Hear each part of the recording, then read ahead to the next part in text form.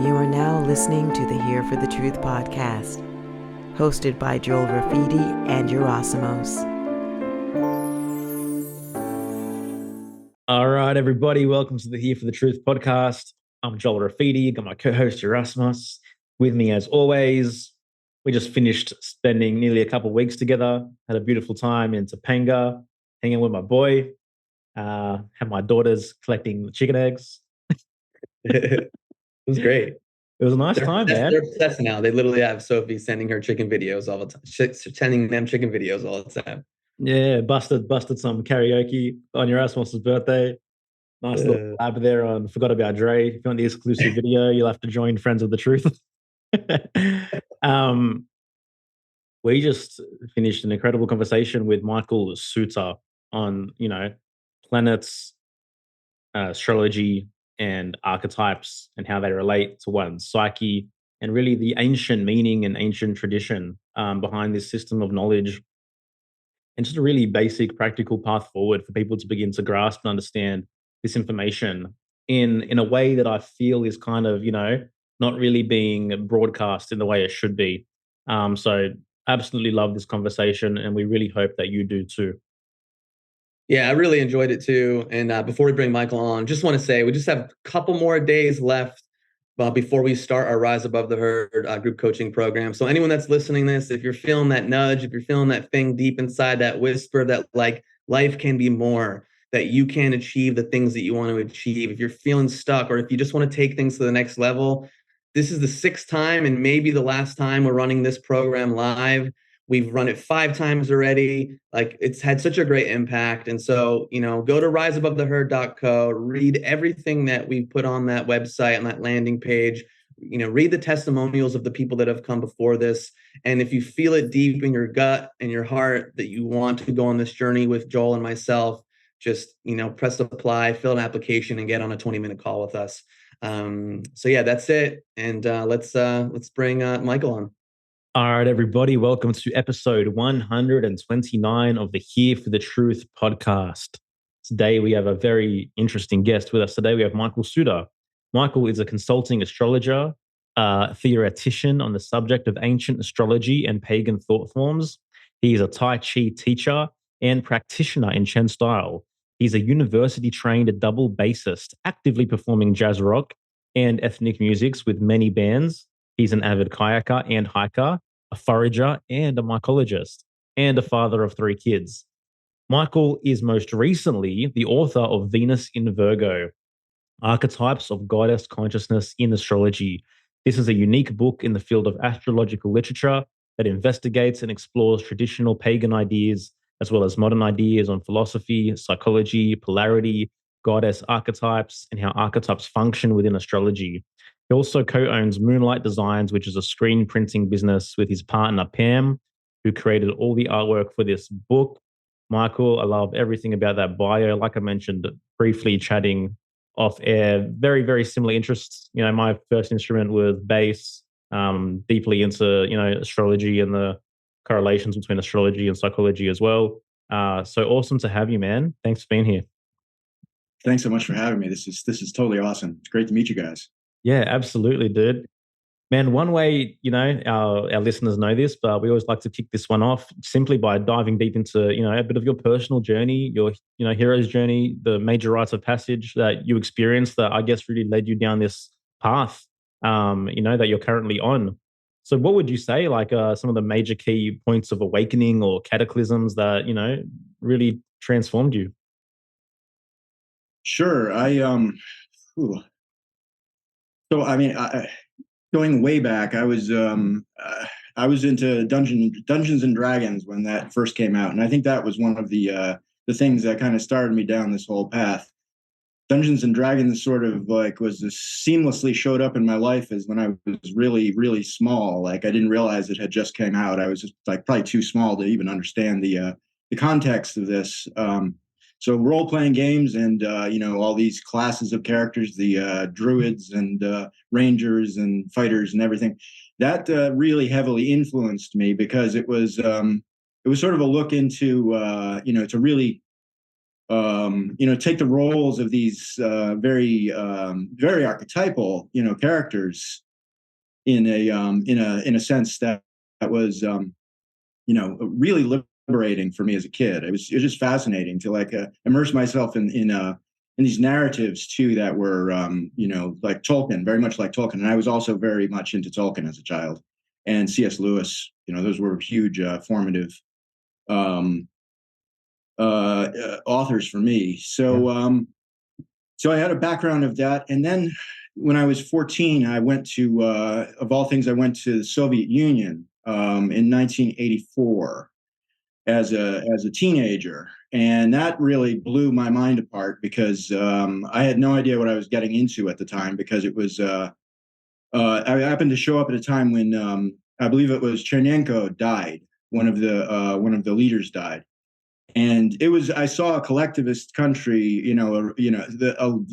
very late Soviet Union, when it was really falling apart. I mean, it was insane. Like they put us into a hotel that was not for foreigners, and I spent the whole night listening to Russian people drunk and chasing each other around the hotel. Which is not. I grew up in a pretty stable house, and that was not something that happened normally. And they had bread lines and all of this, and I was like, that was a very strong influence on me to see how radically different a country would be in a different political form. People just crazy, just and nothing made any sense. So that was a significant rite of passage for me. And then in my early 20s, I came upon Tai Chi and Qigong, and the teachings of Master Chia, Montauk Chia. If people are familiar with Montauk Chia, he does the it's like sexual retention, the cultivating personal energy through all these Qigong practices. So I started in my early 20s on that practice, and that completely changed my life. That was an absolutely formative experience. I also, by my early 20s, I was basically a pagan. I came out as a pagan. I realized I was a pagan, that this was not a yes, indeed. I knew it from early on that I was, I didn't fit into a Christian or any sort of mainstream religious context. And this was, I saw it as being non-repressive. It didn't have all this bizarre moralizing and occlusion of basic human instinct that, I saw that potential in it, essentially. Yeah. And that's what is it to be a pagan? What is paganism? Because I feel like, this gets thrown around a lot, but for the general person, they hear this word, there's all these preconditioned ideas of what is a pagan, what is paganism. So I'm wondering if you can bring some clarity for us. Yeah. I feel like there's people that associate it with being Satan, and so it's obviously not that. So I would love to get more clarity. Yeah, that's kind of one of the one of my crusades in life here is to rehabilitate the idea of paganism. There are a lot of committed pagans out there, the Odinists, the people who are really into all sorts of heathenism, there's all sorts of different types of paganism. So for me to, I can only really speak for what I believe and what I've come to understand. It's paganism is, it is by nature polytheistic, and even just saying the word polytheistic, you have to kind of define what that means, because it doesn't necessarily mean that all of these, well, let's back up. In polytheism, you have gods that are more like natural forces of nature. They're not necessarily well, they are personalities, they are archetypes, they are, representative ideas of some things that are very basically true of human nature. So, just to begin, my idea of paganism is archetypal. It's intrinsically enmeshed with a polytheistic pantheism, actually, which is, I'm going to start throwing around a lot of philosophical ideas, but these are all Please very do. much entwined in what I see really ancient thought to be. It is by nature polytheistic. The gods are emanations of an earlier, shall we say, a more basic form of truth. Like in astrology, you have 7 archetypal planets who are the gods, and they represent a full pantheon. They are the entirety of the year. They represent all of the archetypal forces that make up our reality. But behind them are more basic levels of creation. Say, the masculine and the feminine is kind of behind that. And each of the archetypes is a representation of masculinity or femininity to one extent or another. And there are combinations and gradations, but they're all functional within our reality. So paganism, not all pagans believe this. This is kind of where I've taken paganism in a philosophical sense. It is a word that gets thrown around a lot, and it is hard to really nail down what it is. It's definitely there's late paganism, which I see as being like the late Roman Empire, where you have people who believe that the emperor was God, which would, I believe, be something that early pagans, earlier Roman Empire, Greek, they would not believe that the emperor could be God. And it's sort of the statist paganism that came about with the late Roman Empire and late Greek that gives us a lot of the ideas we have about paganism now. What I'm looking at is a more true earth-based paganism that doesn't, it's not inflected with all of this, the statism that you get in later paganism. So I hope that's not too wordy of a answer.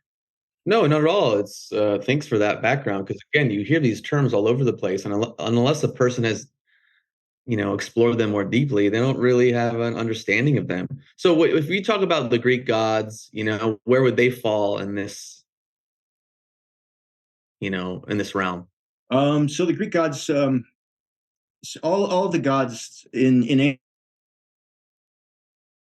times, the philosophers and the astrologers and the mathematicians, they're all the same people, and they're also the priests. They would consider the Greek gods as being like they were the archetypes. They were the archetypal representations of human nature, shall we say, which is why they're depicted as humans in the literature. Their behavior is typological. It's archetypal. It tends to come out of us. It is us at a very basic level. The Greek gods, as I said, it's a pantheon. And when I use the term pantheon, a pantheon is sort of like it's like the rainbow, sort of. It's like all the colors of the rainbow. They can mesh together. They influence each other. They're functional. They are functional within reality, that they make reality move forward, just like characters in a story. You need different types, different characters to move a story to forward, or else your story gets very stagnant. So there's a very functional nature to these gods. They are forces of nature that literally move reality forwards. Yeah, and ultimately they represent aspects of one's own psyche as well, right? Precisely. And so, for example, we have like 70% of the world's population locked into this ideal, this notion of a singular god. And mind you, I completely agree with you that all the gods are archetype. When you think there's just a singular way of being, then that's highly repressive in nature. But when you come to understand that the entire pantheon of gods also represent parts of you, attitudes, ways of being, etc., etc., etc., then you can actually use that external information to mirror back, what is it within me, and the wideness and the vastness of who I actually am as a human being as well. Yeah, I think I mentioned these 2 books in the last interview we had with Michael Tessarian, by a Jungian analyst, Gods in Every Man and Goddesses in Every Woman. And those books had an impact on me, because like Joel said, they reflect different elements of yourself.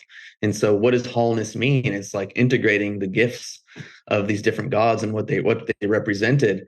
There was something else I wanted to say, like, you would think, and again, I don't know what he was religiously, but like when I think of Jung, like I would think he was like a pagan, but I don't know like what his beliefs were, because he loved archetypes and he loved nature. So I don't know, I'd be curious if you had any insight on that.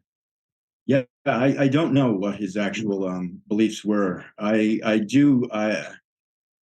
believe that, certainly Freud and Jung and a lot of the other people in that in the early psychological, the founders of modern psychology, they are so influenced by ancient thought. I mean, it's just so obvious. Like Freud's first love was actually Egyptology. That was what he really loved. And I mean, there's no question that the naming of all of the the Electra complex, the Oedipal complex, these are all I mean, you can't hide that. These are coming out of Greek mythology, and what it points to is, even though the term psychology is a relatively modern term, and the field of study certainly is, the psyche, of course, is not anything new, and we've known ancient people knew very much about it. And I believe that if you look into the language of ancient peoples, I don't know if you're familiar with like Jeremy Narby is one person whose book, The Cosmic Serpent. He spent a lot of time in the Amazon working with shaman, and he talks a lot about how the language has multiple meanings for every word. You would get like something that means snake also means like, a bunch of other things. And it's this, you start to realize that metaphor is really the basis of these languages. You have to understand context. You have to be willing to look into different possible ideas to even interpret anything that people who are in indigenous cultures say. We've moved towards the literal, which is the monotheistic. Again, it's like a monotheistic type of mindset where everything has one meaning, where everything is kind of locked into one possibility. In my book, I talk a lot about the kennings and other ideas of like Norse and Old English. Kennings or Haiti. These are terms that describe riddles or jokes that are like hidden within the language, that you have to understand the sort of a larger context of possibilities. So when you speak about something, you're also speaking about something else. So you could be talking about like virtually anything and have a subcontext going on in what you're saying. And some of the people will get it and some people won't. And this is very much true of like, if you look at, I don't know if you're familiar with Joseph Atwill's, who wrote, the book's name is escaping me, but but he basically exposed that the Bible was hiding several stories that were, that show that when in many cases, the stories about Jesus doing his teachings, they were actually hiding the story of the Flavians coming in and routing the Jews in the Jewish revolt. So there's a whole subtext underneath that unless you know that there's two stories being told at the same time, you're going to be really like locked into this literal one, which is of Jesus doing his teachings. And the work of Ralph Ellis also does a great job of exposing that there's multiple meanings in the Bible. There's all these different things going on that you have to be kind of really clued in with sort of a set of keys that can used to interpret things, and that's how the entirety of ancient thought is. Yeah, so it's very right brain activated, which very right brain activated, which essentially is something which is quite missing. And I guess in today's modern society, modern culture, with all these images being hijacked, very much purely analytical thought that we live under, so to speak, at the moment. Right, absolutely. Yeah, the left brain has, which is supposed to be the servant of the right brain, has become the master, so to speak, and it's the metaphorical mindset has suffered greatly to the point where we've people in Western culture have largely lost their sense of metaphor. And that's one of the things about my book. I'm trying to reveal in my book that astrology isn't just it's not just a divination form. It's actually hiding something else. It's hiding a story of the year. It's hiding a narrative of how archetypes actually interact with each other, and how these archetypes are associated with the seasons. They cannot be taken away from the seasons. That you need to have these archetypes to move the story of the year forward. And the typological year is also the story of human life going through its different stages. You talk about the springtime of your life, the summer, the fall, the winter. These are all metaphors for just going through your hero's journey, essentially. Yeah, so just to kind of take it back, how did the understanding of these archetypes or the planets or the signs as archetypes and as having meaning come into place in the first place? Like, what was the initial relationship between Psyche and the sky and the stars and the planets that gave birth to this, study? So that's a great question. There's a ton in there. So to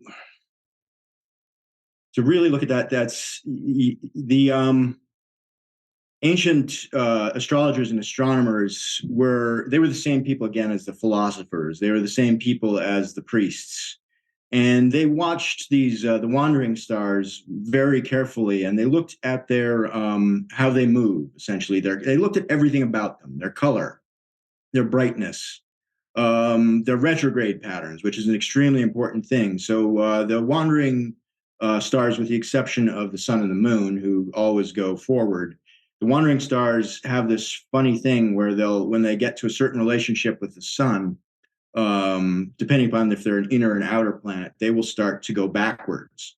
They will stand still and then they'll start to go backwards. So these attributes, speed, color, relative brightness, retrograde patterns, whether these retrograde patterns were even or they seemed like more random, or like Venus's retrograde patterns are extremely harmonious. They, like, if you look at the pattern over the course of several years, you can see it forms a pentagram. The actual you can draw the lines between their Venus's motions. And Mars has a much more jagged and less harmonious appearing retrograde pattern. And he's also, he's red. So, and Venus is just brilliant, the most brilliant, star in the sky. And Mercury is darting around really fast, right around the sun, sort of the servant of the sun. Then the outer planets are going much slower. And then Jupiter, goes really relatively slow and is really very bright, and it's sort of like the sun of the night sky, and it fits very nicely in its pattern. It takes about a year for it to go around, so it's very orderly. And then Saturn is very slow moving, very dim and dark, and its retrograde patterns are. It has a very interesting pattern that it meets up with Jupiter over the course of very long periods of time, like 20 to 200 years. All of their meetings will happen in signs of the same element. So I'm giving you a lot of technical stuff here, but these are the things that actually influenced the how these archetypes became pegged to different archetypal ideas. It's all about brightness of light, speed, retrograde patterns, how long they go fast, how fast they are, when they stop, when they go backwards. So these are the things that that basically brought about these archetypal ideas and how they got this language of metaphor became created. Does that help answer that? Yeah, definitely. But what comes to mind immediately, which is fascinating for me, is like how now the physical attributes of the planets translate into the archetypal attributes of what they mean. For example, Mercury being quick and fast. Like I think about Mercury in Gemini, Saturn being slow moving, and I think about all the systems and all the very traditional ways of being. Like that's an interesting correlation that the physical observations then are kind of translated into into fleshing out the archetypal meanings, I guess. Precisely. That's exactly it. Yep. And this was taken into the mythology too. If you look at the order of the outer planets, you find Saturn is the slowest moving, and there's sort of a dynastic movement within the mythology from Saturn, who actually had usurped Uranus, who's now the further out and invisible planet. And then Jupiter or Zeus usurped mythologically usurped the rule of Saturn. And then we have Mars, who is sort of the use of rule. So you can see mythologically, there's sort of this dynastic pattern of these planets moving from the further out to the further in. And then it's very interesting how also we find the most orderly planets are actually the feminine, the ones who like are the most the moon, who's like completely interlinked with with feminine reproductive cycles. Venus is also like her period that she goes same amount of time as the human gestation period. So you see that those two planets, I mean, the menstrual cycle and then the gestational cycle are directly linked to to those two planets that are traditionally considered feminine. So that's fascinating as well. So Michael, in your book at the beginning, I guess before it even starts, and like I don't know what you would call that opening, you have a quote: "The god cannot ever truly love the goddess without understanding that she is and always will be a mystery. The god must love mystery as he loves himself." Can you extrapolate that and chat about that a little bit more? Sure. Yeah. So in ancient thinking, there's a sort of an agreement that the primordial principle is the feminine. That and you get this in in Taoism, in all sorts of traditions, that basically the creation was birthed from a woman, from the feminine principle. And that feminine principle is creation itself. It's embodied creation. This is a very much part of the astrological how would you say dogma, I guess, from ancient times, that that the world was birthed from female forces, and when I say female, it's the feminine, it's the primordial feminine. It's dark, it's cold, it doesn't move. It's versus the masculine, which is movement, which is light, which is expansion. The feminine is for all of that the darkness and such. It's also the generative principle, along with which obviously requires the masculine. So, yeah, archetypally, it's the sky itself, right? Was yeah. the initial goddess, the darkness, the emptiness, the stillness. For those listening that might want a symbological cue, but also like deep ocean, like the deep waters. Exactly. Yes. So the archetypal planets, even though some of them are more feminine than masculine, they're all like fires in the sky. So that's the most basic metaphor here. Is the sky is this ocean, essentially. It's this generative ocean, and the archetypal planets are fires that are going across this ocean. So relatively speaking, the signs also are more feminine than the planets, because they are just their territory. But they have preferences, and there are things that that they're seeds of these archetypal planets that can be more easily planted in certain signs, And the reason that that's the case is because those signs relate directly to sections of the year. It's not just it's not the constellation so much, but it's the time of year that this and each of these archetypal planets has a role within the year to move the year forward. So getting back to that quote, the traditional god like your Hermes or Odin or any number of other Mithras, these gods basically were gods of knowledge. They're gods who followed the goddess around, and you get this this image of a like Odin would like pursued Freya. He pursued her knowledge. He wanted to understand her magic essentially. And in traditional thought, the feminine is all magic belongs to the feminine essentially. So the god really needs to like pursue her. It's like this correlates also to the biological sciences where we study, we follow, we look very carefully at these at the feminine, the creation itself, in order to unlock its mysteries. And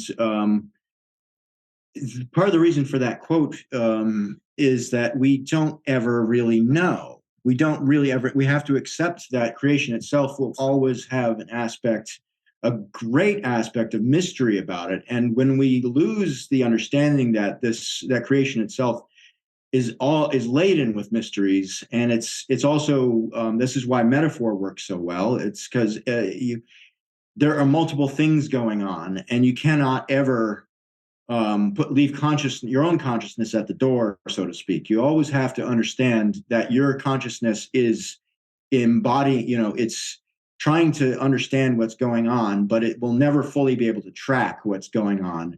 And it's got to love that fact of it being the mysterious aspect of creation that cannot be ever left. We can't ever pretend that we've got all the answers. Does that answer the question? Yeah, it does. Yeah, totally, man. Like, so intriguing. Like, there's just even, the masculine part of me just wants to be able to concretely be able to grasp what's happening, how it happened, why it happened, how everything relates. But again, that's, the urge to follow the mystery, which at the end of the day, I'm never going to get a concrete answer for, but, we're going to get some ideas about it. So, for example, right now, at the time of this recording, we're in Cancer season. Like, how does that on a basic level directly impact a human being? Yeah, Cancer season is the time of trying to get your world to feel right for you. Essentially, this Cancer is the moon's territory. So this is in ancient Egypt. The year started in Cancer season with the flooding of the Nile. So there's a good argument for this being the beginning of the year when we're starting to the sun has reached its pinnacle of its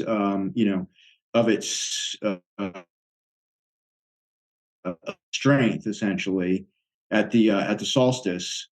And at this point, it's one of the reasons that Cancer, is ruled by the moon in traditional thinking, is that this is actually the beginning of the descent of the sun. This is when this is called the lunar half of the year, beginning at the solstice.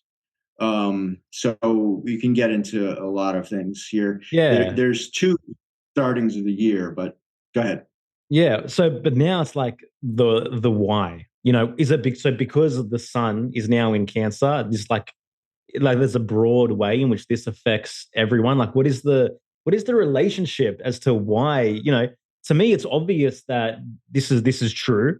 We are being affected by the movement of the planets and what's happening astrologically. But it's like, why? Yeah, this is the height of fertility here. We're in the fertile half of the year right now. This is the fertile section of the year. This is the Cancer season is right next to Leo season, and these two planets have a dyadic relationship for our reality. Essentially, these are the moon is as close as you can get to a femininity personified. This is the moon is the embodiment itself. This is the goddess's time, when we feel our embodiment as strongly as we possibly can. We feel our feelings as much as we possibly can. It's traditionally in the Northern Hemisphere, this is a hot time of year. So we're definitely feeling the, our bodies. We're feeling a lot of the lunar aspects of our creation right now. That's how traditional people thought. It's really that basic. This is fertility, is what we're talking about. This is the fertile year. Yeah. It's Also, interesting. you mentioned the why, and I'm curious because even from a human design standpoint, the whole concept of neutrinos, that neutrinos are subatomic particles that are traveling through the universe near the speed of light, and they're taking on information and dropping off information, anything they pass through. So depending on the transit, depending on what things are present in the sky, things are passing through, and then they pass through us. I don't know if that plays into it. Again, I'm so curious, again, what came first? And how do we impact the sky and vice versa? It's fascinating to me, but that's all I could think of in that regard. Yeah, I think in traditional, Hermetic thought, consciousness comes first. We've got mind as the first principle. So neutrinos, that may be the case. That may be, but consciousness is always first. So what exactly, if we look for a materialistic sort of mechanism by which things happen, we can potentially lose we lose the role of consciousness in that. We want to be careful. I mean, there may be some actual physical mechanism by which things are moving things around. That's certainly possible. But it's I agree. Yeah, it makes sense to me. Yeah. That's Hermeticism puts consciousness first. Everything is mind.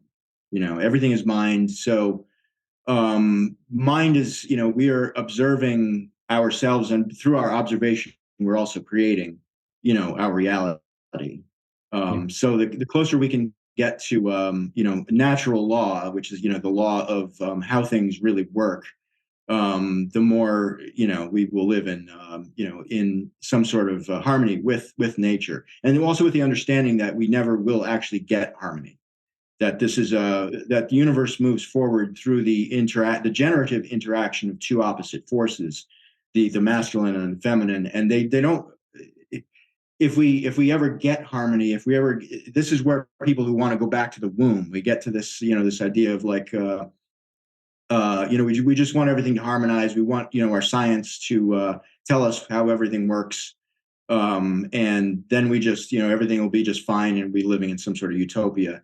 You don't get growth without friction. You don't get evolution without friction. The urge for fucking harmony, you're right, is the urge to return back to the womb, to have complete stillness, to have just be cared for, nurtured, comforted, convenient all the time. But you don't get growth in that, And so this principle of friction is built into nature. Like, in many ways, disharmony is nature, right? Absolutely. Yeah. Yes. Yeah. So one of the things that I talk about in my book is the nature of these. If people are familiar with what are called the malefic planets in traditional astrology, these are the planets of Mars and Saturn. And there's, just to back up a little bit more, there's this thing called the doctrine of sect in ancient astrology, which divides the planets into two sections. Essentially, we have the feminine sect, which is made up of the moon and Venus and Mars, and then we have the masculine sect, which is made up of the Sun, Jupiter, and Saturn. So each of these sects has a malefic planet in it.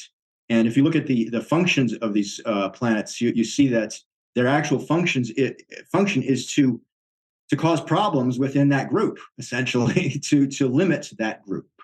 Wow. Mars breaks up and individuates. Mars causes heat. Mars causes friction. Mars is the force that disturbs the harmony of the feminine when it becomes too cold, too dark, and too solid. He breaks things up. And for that reason, he's considered malefic. Now, malefic doesn't mean evil. This is a force of nature that comes through in order to regain balance. Yeah. And if you look at the masculine sect, you have the Sun and Jupiter and Saturn. Now, Saturn does the same function with this sect. This is the masculine sect. It's all about light and expansion and trying to have a rational understanding of the world. What does Saturn do? Saturn is mythologically, he castrated Uranus, who was the sky god. He's all about cold and dark and a limitation and becoming solid again. He's about death. So what does Saturn do? But Saturn emasculates the sun. Saturn emasculates the masculine principle, and he sits there in the masculine sect. So each of these planets actually serves to break up and to destroy their relative, their sect, which is, it's just a fascinating idea. Yeah, but he's so needed. Like he clips the wings of Icarus, so to speak, right? Yep. Like you can't grow too quickly. There has to be constraint. There has to be some kind of order here, mate. Exactly. But these forces are all absolutely necessary. So just to go back a bit, so you would say Mars is a masculine planet, but it's in a female sect. Is that, or it's in a feminine sect? Is that right? That is correct. Yes. And Saturn is actually, if you look at the mythology of Saturn, Saturn was going back to the very cosmological creation story of Greek mythology. You have Gaia and Uranus were the two primordial gods, and Gaia represented all of femininity, and Uranus represented masculinity. And Uranus arose from Gaia as her child, and then they mated after that. And their first two groups of human-like creations were these giants who were called something like the Hecaton Kyres, and these were described as being 50-headed and having 100 hands each, which tells me that they were more like moving in they were more like beings moving in quorum sensing. They were like they would all move together, in a batch. I think that's what a metaphor for like people who were not individuated, who did not have individual consciousness, and they were making a mess apparently of the earth at this early time. There's other mythologies that describe a similar set of giants. So we can be talking about the Nephilim here, possibly, some other, correlate early human-like beings.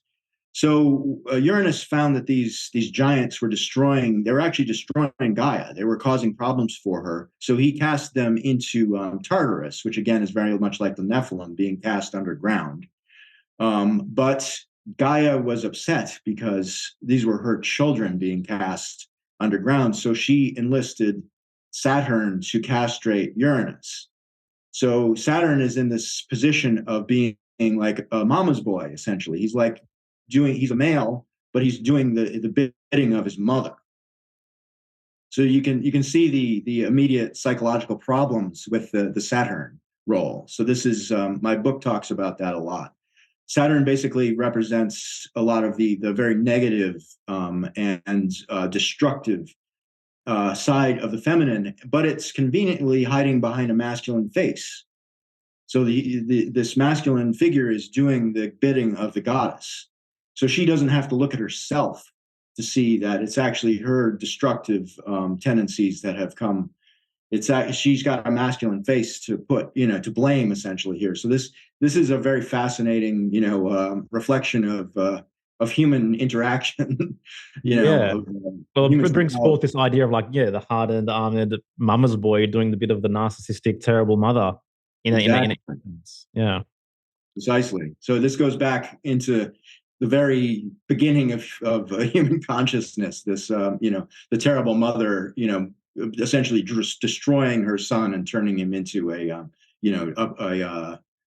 what I think Sarian would call like the chivalric male, perhaps in a very dark sense, who's just trying to appease his mother. So that's that's part of the psychology I find deeply hidden within astrology, that this sort of this truth and again, behind what we call patriarchy, there's often a very dark matriarchal force that's going on that nobody sees, that nobody is aware of. And it's a force for collectivism much more than the masculine patriarchal force, which tends to want to individuate. It tends to want to be more logical and build things, versus the feminine, which is more about feeling and cycles. And again, this isn't misogynist. These are just very basic. This is how Hermeticism divided up the forces of masculinity and femininity. So what you're saying is that the planets don't have pronouns? They do not. No. Thanks. No. Thanks for clarifying. Right. So where does Pluto come into the picture for you? I know you mentioned for you it's 7 primary planets or archetypes. Do you work with Pluto at all in your understanding, or? I do absolutely work with Pluto. I work with Pluto as being a reflection of the superego, of the things about us that are submerged, that we cannot, we do not want to or cannot see.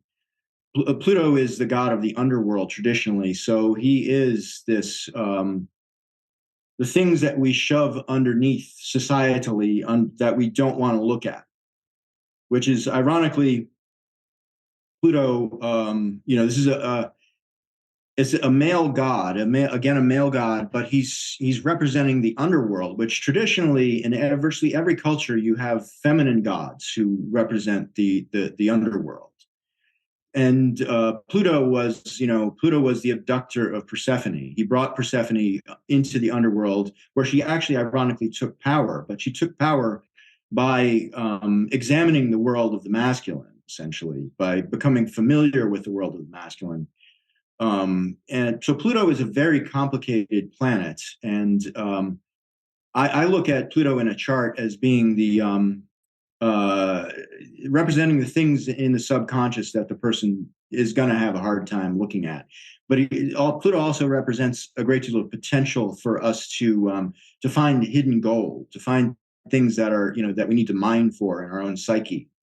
And we're transformed by that, and I think my understanding of Pluto is probably not too far off from other astrologers, in the modern world, but I root it very deeply in the archetype of Pluto and in mythology. Oh man. Yeah. What? No, you can go if you were going to say something. I was going to say, it sounds like he summated my life path pretty well in describing Pluto just then. For sure. What inspired you to write your book? Like, what's the state of conventional astrology? What have you learned? What gets left out in regards to most astrologers? Like what's your gift to the astrological world?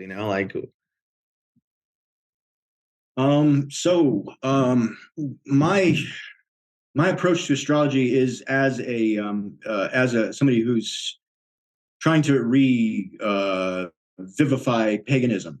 I'm extremely sympathetic to ancient thought patterns that I think over the course of the last 2,000 or actually maybe even 3,000 years have fallen out of favor. So I bring a great deal of sympathy and desire to understand what traditional peoples were actually getting at. I think a lot of modern astrologers are maybe happy to kind of leave the polarity stuff at the door, in a way, to just not bring in the more archetypal ideas of masculinity and femininity that I very much embrace, that I think are very liberating for astrologers and anybody who wants to live in and accept their masculine and feminine sides. And when I do astrological readings, I very much couch things in these terms, and I'm constantly reminding clients that these are how these these archetypal forces work, masculine and femininity, according to ancient thought, and to use these ideas to your advantage. Don't run away from them. To embrace them, and that's what my book really is. It's an attempt to reframe the feminine archetypes as being distinct, the masculine archetypes as being distinct, them being functional with each other, so that my book is really an examination of Venus's relationship with Mercury, because in Venus and Virgo is ruled by Mercury, and Venus falls in Virgo in traditional astrology, meaning that she has a hard time in Virgo. So the book is an exploration of what is it about the mercurial archetype, when this this is the life scientist, this is the businessman, this is the guy who Mercury wants to take the fruits of the earth and to make the best use of them, to animal husbandry, agriculture, life sciences, business. These are the things that Mercury represents. And in Virgo is the season traditionally when things have become, when there's abundance, when we're harvesting things. And the goddess herself represents the things that we're harvesting. She represents the fruits of the earth. She is the fruits of the earth. And if you look at the like the Orphic hymns, they say quite distinctly that Venus, like all the products of the earth, come from Venus. What does that tell us? That that she is bounty itself, metaphorically. So Mercury is trying to enhance the harvest. He's trying to bring out as much abundance as he possibly can. He's also trying to preserve it, sell it, popularize it. In Gemini, he's trying to announce to the world all the incredible fruits of the earth that are coming out. And then in Virgo, he is like, these fruits have come to fruition. We need to ferment them. We need to store them. We need to look at the ones that may have a bite from a bug, or something that we can't sell it, and you do something else with it. So it's Virgo is the season when things are embodied. The life force itself is come up and is present with us in its in its most abundant form. And ironically, the goddess actually is this is when she's being examined so closely. She's being looked at like the fruit is being checked. It's and if it's not good, it's being thrown away. It's if it's good, we celebrate it. So she actually has a hard time with that, because she's being looked at so closely. Her body is being looked at so closely. Who wants to be looked at that closely? Who wants to be examined that closely? It's kind of be better to be, sort of in the imagination. But in Virgo, she's all there. She's all flesh. Whereas in the opposite sign of Pisces, it's all imagination. It's all about us imagining what's coming in the season. Pisces comes, it's a sign that comes right before the spring equinox. So we're done with winter in spring, in Pisces season. We're just looking forward to the beautiful goddess coming and giving us her fruits again. So whenever you look at any sign, you have to look at the opposite sign in order to understand the polarity. So Pisces is largely, among all astrologers, considered to be the it's the home of imagination. It's the home of our most detached from reality, essentially, where we're we've been through a hard winter, and we're just really we're tired, and we're really looking forward to spring. Yeah. Pisces is 5D. Spanish. Yeah. Yeah, Pisces is. I have a Pisces moon, so I'm not. I no way of a problem with Pisces, but it's one of the most. It's not. It tends to have a hard time with reality to a certain extent, or it can. Anyway, it has that potential. Yeah. But again, it fits in with the seasons, and it makes sense, Yeah, I've got a Pisces ascendant, so. Oh, perfect. Yes. Nothing against Pisces either. Excellent. All right. So, in your opinion, how can someone really practically work with astrology to enhance the quality of their lives? Like, what is the first step for an individual to be like, okay, I want to use this system of knowledge to make things easier for myself? What do I do now? Sure. Yeah. I mean, you can get a reading for sure. Go to somebody for a reading, and you can. Beyond individual charts.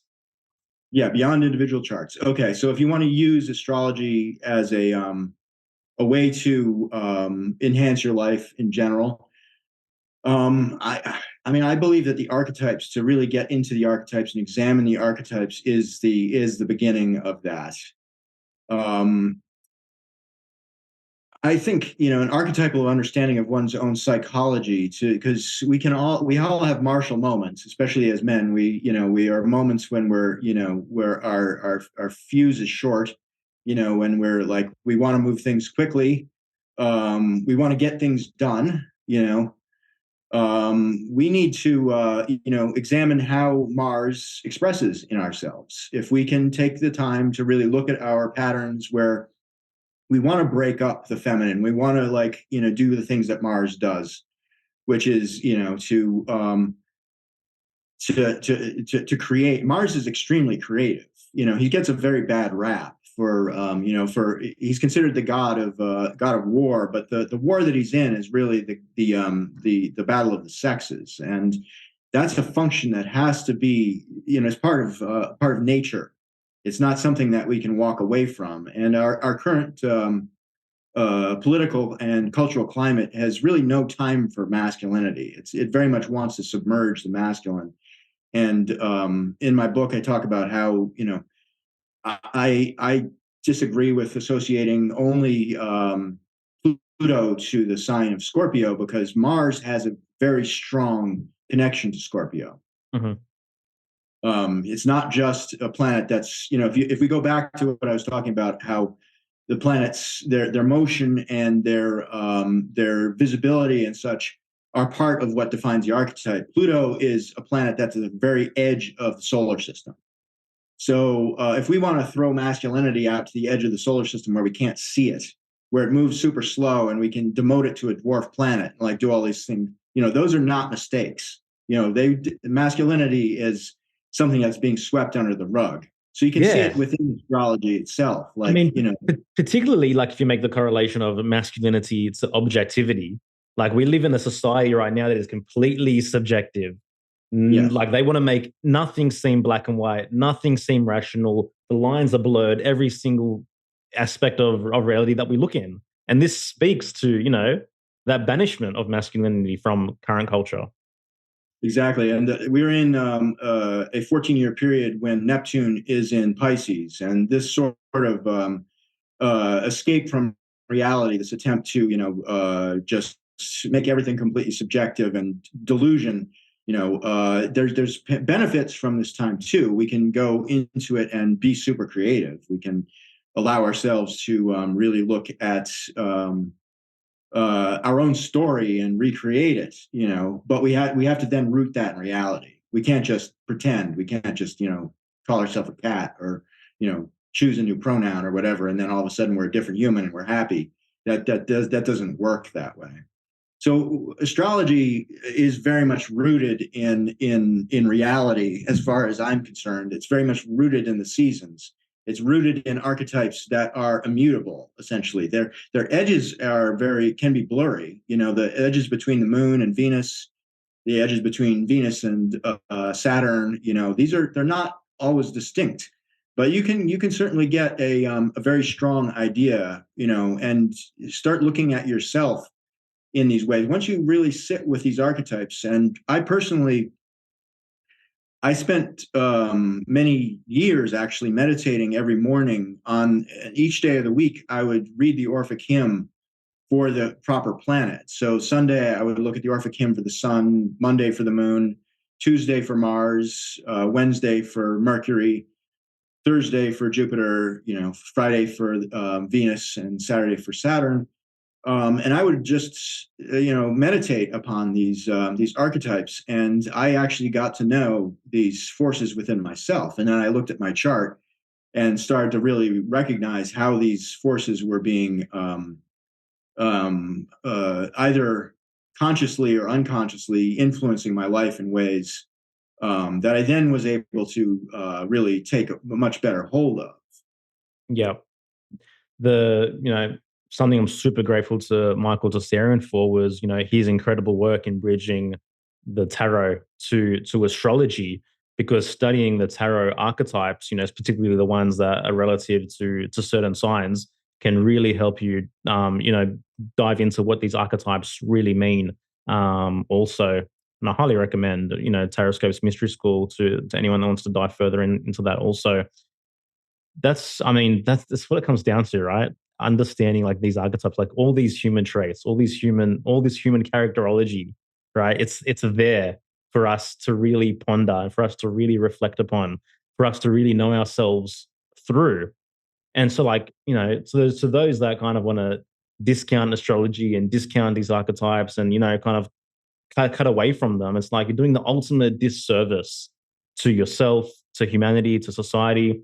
And again, the entire distortion of the archetypes is happening now through modern media as well, particularly with the children coming through. It's really, really important that we honor the sacredness of these images, of these meanings, of this symbology, of these metaphors, and really, stake our flag in the ground with them. Right, absolutely. Yeah, the Michael Sarian and I've spoken about it, like the archetypal drift that we're getting, where the archetypes have lost their foothold. It's very interesting that they can shift over time, and our understanding of them can become occluded eventually over the course of history, and that's something that social engineering does. It's working with these archetypes through all the media to suppress them, to blur our understanding of them, or to provide, like action adventure movies where we vicariously take on these archetypes, so we then don't in our own life. That it's sort of a vicarious situation where we really should be embodying the hero more, whereas we allow our movies to do it for us. Yeah. Would you say that's a very like kind of Aquarian concept, that now these things through media, through technology, are going to be distorted in a way and kind of drift away from their tradition?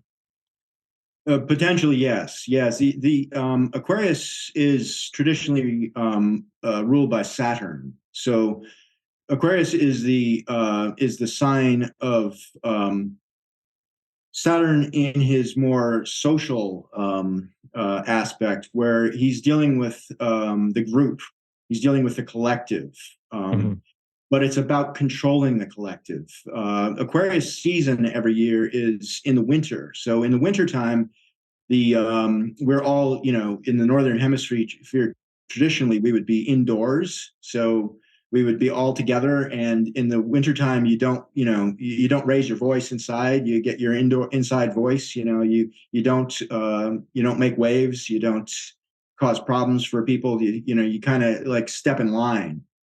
That's a winter thing for humans. So Aquarius is very much about the hive, the group, the collective. It's about our relationship to the collective. So it can be positive and it can be negative. We can use that focus in order to renegotiate our connection to the group, to expose problems with the group, to even break away and make a new group, and then have higher standards for where individuality is more highly prized in our new group. Where Aquarius is all about examining that. So yes, it's definitely the time. The age of Aquarius. There's no mistake that the last 3 years, this whole coup d'état that happened. This is part of the attempt to seize the reins of the new age of Aquarius by these social engineers. They're attempting to set the new paradigm. The Great Resets. All of these horrific ideas. That they're trying to enforce, which are collectivists, which are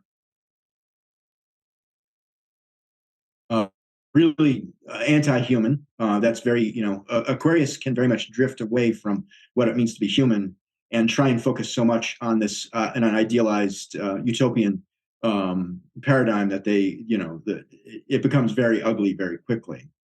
So would you say like the social engineers are trying to force the lower side of Aquarius through more? Absolutely, they're trying to occlude the positive side of Aquarius Uh-huh. which is censorship, essentially. All the censorship that's going on, all of the attempts to force things into the lowest common denominator, of the fattest, the stupidest, all of the unfortunate things that where the idiocracy, or however you want to describe it, the trying to make it so that people who have the least creativity make the rules, essentially. Yeah. There's room for everybody, but when we really don't make room for creativity and individuality, we're in deep trouble. And Aquarius is a time where you could do that, and they know that this is time to do that. Yeah, man. So something came up for me. So it seems as though like these archetypes or these planetary archetypes are very much so formed based on the seasons of the northern hemisphere, right? Yes. So is this just an indication that, early civilization was kind of born in the north because that's where these archetypes came from? And like how would this affect or implicate individuals living in the southern hemisphere? That is a great question. So you just hit on this. So that is true. So by most, I'm one of a very few people who actually recommends flipping the zodiac over, at least for the dignities of the planets during, because in the southern hemisphere you're going to have Saturn ruling the summer, and Saturn is really irrelevant during the summer. Mars is not relevant during Libra season. These are not. The moon does not rule the winter. The moon is about generative fertility. The sun is about, also about fertility. And so there are astrologers out there who do this, to actually flip the zodiac over, which is, you get into problems there because people assume that we have the constellations are actually, then your constellations are all messed up. But then if you don't, your archetypes are all messed up. So like, there's reason to believe. It makes sense. Yeah, it makes total sense. Ancient people knew that there were at least 48 constellations in the sky. So if you're going to go to just 12 of those constellations and say that these are the defining constellations for all of everything that's happening on Earth, which is essentially what you have to, for astrology to work, I don't believe that was what ancient people meant. I think they understood that this was tropical because, if you look at like the Celtic cross, the cross that's used in even in Christianity, that cross represents the solstices and the equinoxes. That's what the cross is. It's not anything else. It later became, the crucifixion, but that cross, was taken from much earlier cultures, and it's because the year is sacred. The year is sacred to people, and the solstices and the equinoxes are. Look at all of the ancient megalithic sites that one time during the year you can see the sun coming through, and that's the solstice or the equinox. These things were sacred to people. These are that you can't. I can't accept that it was all about the constellations. There are people who have tried to make that the case. They did understand the constellations. They did have stories for the constellations, but that's not what this was. Yeah. Yeah. This is about the ecliptic. And so these signs meant something much bigger than simply just the constellation. Yeah. So in your opinion, would this affect like the way that people view their individual charts if they're born in the South? It's worth it to look, I would say, yes. But so the thing that's interesting is because each of these signs is on an axis. So the opposite is going to have a lot of the same meanings. It's just flipped. You know what I'm saying? So Cancer has a lot of the same, Cancer and Capricorn are locked in this sort of in a non-negotiable opposition. And they're dealing with the same thing. but one is dealing with the fertile half of it, and the other is dealing with the infertile half of it. So you can get some of the same ideas. So, but yes, I do recommend that people in the Southern Hemisphere actually have a look at that. I do know people in the Southern Hemisphere who are Libras who are be like, I'm not a Libra, I'm an Aries. I don't understand. Like, and until I realized that I could flip this over, that this was, that there's actually, there's some more meaning for some people. I'm not going to say that's for everybody, but it's something that's worth looking at for sure. Yeah, it's very, very, very interesting because I came across this kind of accidentally because traditionally, like I'm born in Sydney, my sun sign is Scorpio. But when I ventured into Michael's work with taroscopic astrology, he places the more emphasis on your taroscopic ascendant. I'm not going to get into how that's calculated now, but it turned out my ascendant in that system was Taurus, which just so happens to be opposite Scorpio. When I began to identify and really bring in the archetypal meaning of Taurus, I got much more deeper understanding of myself. Yes. Yeah, that's great. I love how Michael's system does that. It's very important because that brings that basic fact of the importance of the in traditional astrology we call the seventh house, the opposite sign, and every sign sits on an axis, and it's really important. You'll never understand your sun sign unless you actually go and look at the opposite sign, and then start to and then from there to look at the ruler of your own sign and start to try and understand how and why that archetype is so associated with that season. What is it about that season that needs this archetype to essentially shepherd it forward? Does that make sense? Yeah. I'm a quadruple Aries, so You're a what? Sorry? I'm a quadruple Aries myself. I have four planets plus the North Node in Aries. Oh, wow. But I had to look at Aries. I all do from the opposite sign. You can just focus on what Aries means, but until you start to look at Libra, then you're going to start getting some real, because then you get the contrast. You get the what it doesn't mean. You know what I'm saying? So it's very important to understand these as axes. Yeah, exactly. It's two sides of an axle. Like you can't separate them. They need each other. They're dependent on each other. And so then if we consider, that these sun signs actually do fall in the seventh house, could the argument be made that that's more so how you're going to be in relationship than anything else? If the seventh house being Libra kind of does rule relationships. Yeah, exactly. Yep. You're going to find that whatever the opposite sign is going to really impact your relationships, and that you can't understate the importance of that. That's extremely important for us. And if you know your ascendant too, to understand your ascendant on an axis. So like if you're a Pisces ascendant, then you got to look at Virgo. Like Virgo is going to have that whole axis, and then understanding like what, as I said, Virgo is all about things being embodied, things, abundance. It's when we have everything. So it's like that whole axis of, before anything's even arrived, before life has even come up in the Northern Hemisphere versus when everything's here. That's the context, Yeah. So like when it comes to the ascendant, should that always be what's opposite the sun? Because obviously in Western astrology, it's not by any means. It's not. Yes. So, I mean, I do believe that, if you look back in history, I think people could actually determine their ascendants fairly well. I'd say that there was, if you look into like ancient astrological texts, you'll find that they always spoke about the ascendant. And I don't. But they never had charts or compasses or computers. Yeah, without that, all you need to know is where the sun was basically in the sky at that time. You'll know if you know which sign was the sun is in as it's rising, which is your sun sign.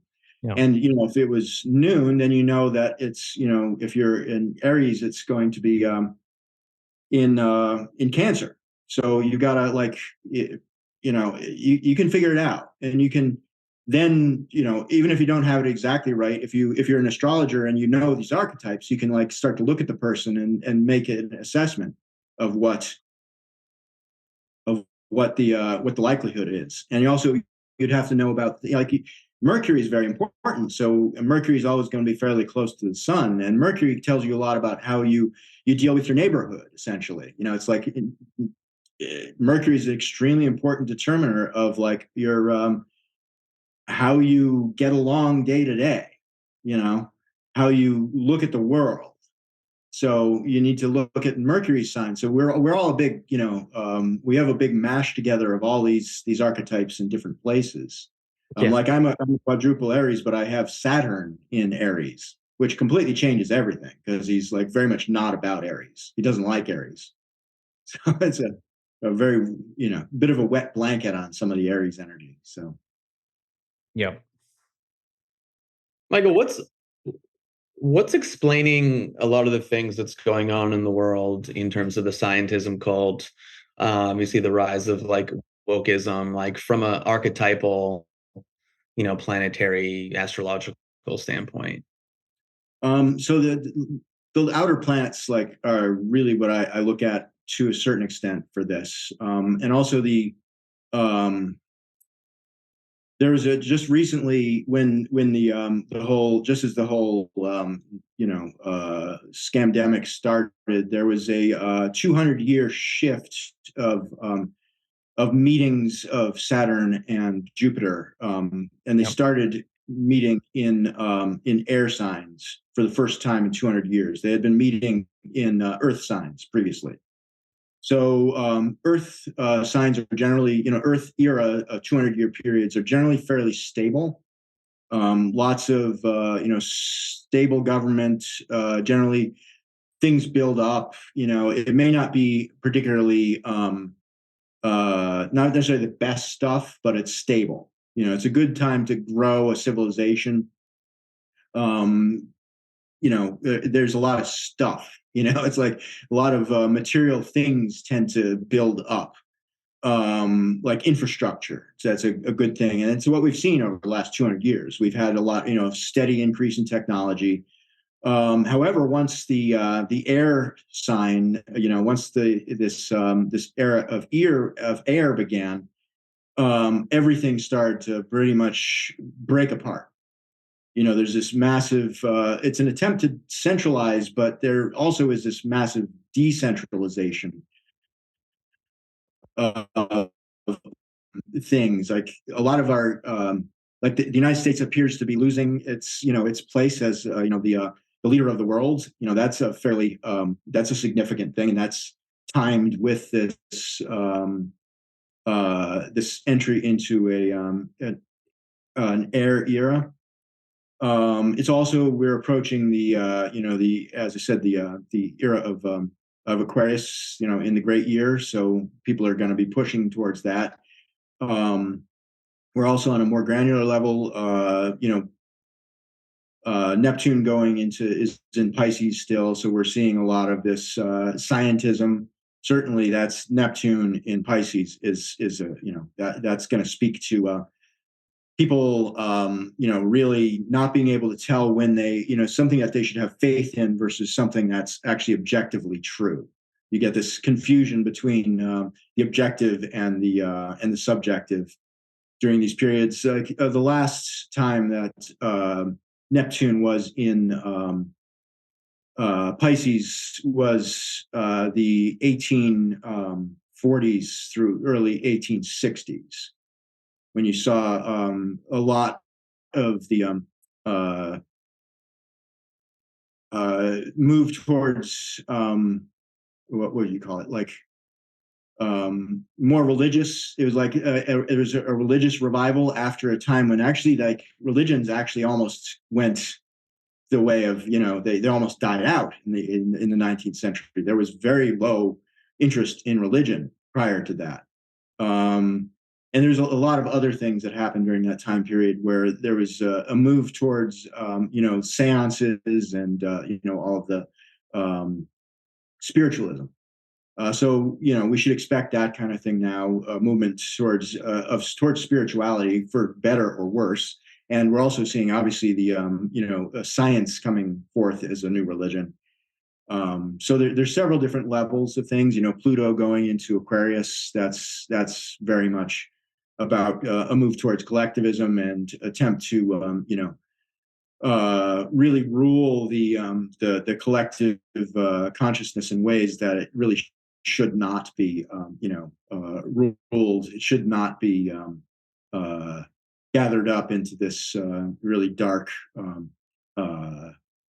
this dark Plutonian place, central control.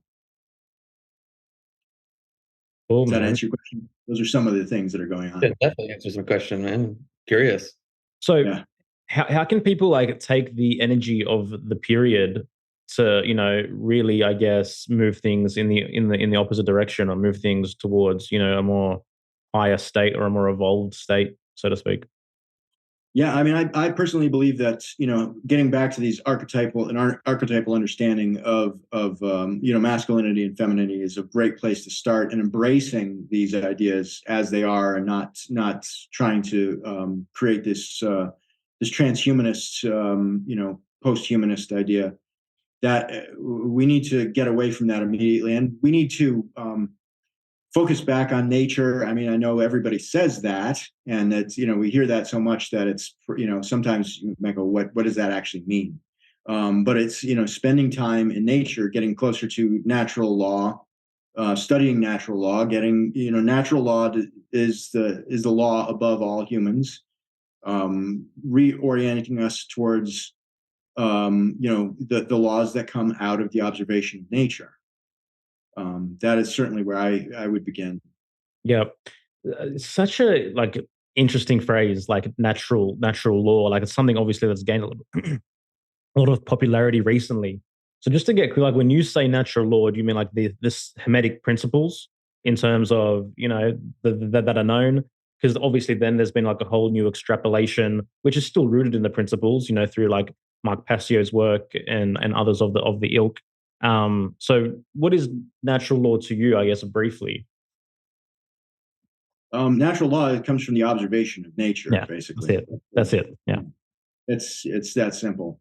That the natural law is, we cannot,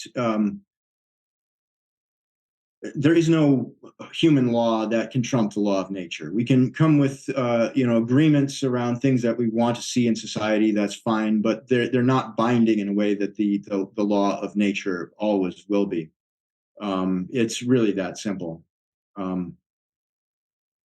As I said, a return to a more pagan understanding of the world, where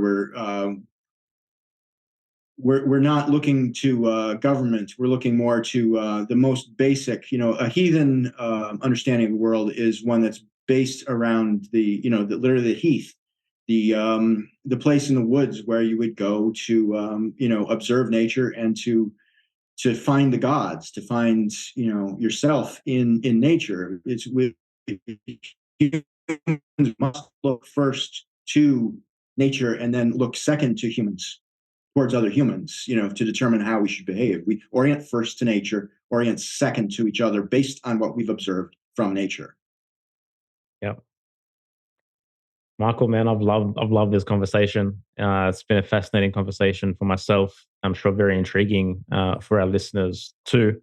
Any final message that you might have at this point you're willing to share? And also, how can people, I guess, find you, get in touch with you, and really get involved in the kind of work that you're doing? Sure. My well,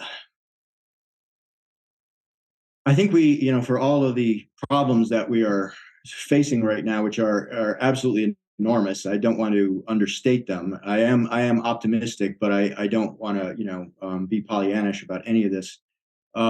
We are under a great threat right now, clearly, and the threat to the individual is enormous. So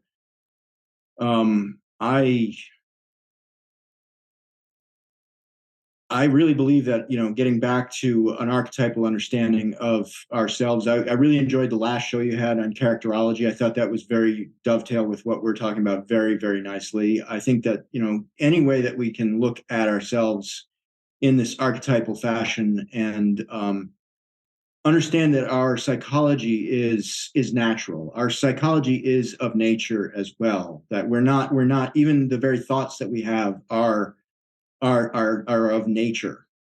We need to, really embrace ourselves as being not a foreign species, not a Gnostic